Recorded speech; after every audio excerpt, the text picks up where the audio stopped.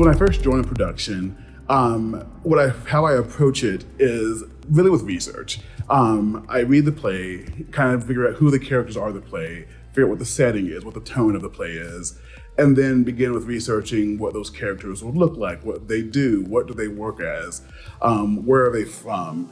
If it's a more modern production, it might be something that's like more of like, where do they shop? Do they shop at Old Navy? Do they shop at JCPenney? Are they high-end and shopping at Hermes? Those kind of things. And looking at like catalogs and brochures and any of those kind of information.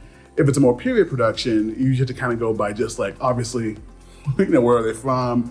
What is their socioeconomic status? Any of those kind of background information. And then it's usually researching from like art and other books and pamphlets and things that have come before me. That original production that was designed, it was designed well for a reason. People love it for a reason. And so there's no reason to like automatically dismiss it.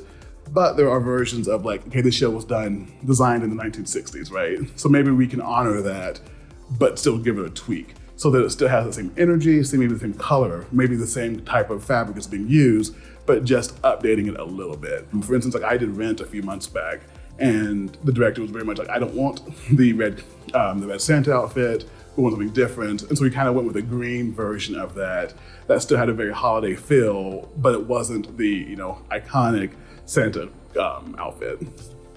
The way you approach a lighting design is first you read the script, and then you talk to the director and the other designers about how you want to tell the story. So sometimes, depending on the show, you might do some historical research about architecture or lighting of a time period, the physical environment where the story takes place, whether it's inside a room with big windows, or maybe there's lots of lamps and candles, or maybe it's outside in a garden at midnight and there's moonlight. So you have to think about all of those things. And then you have to decide what qualities of light in that environment are important to the story and how you would create those on stage with theater lights.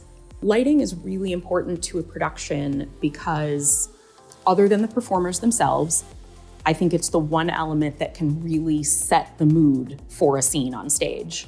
And a lot of times it's very, very subtle and most people don't notice it.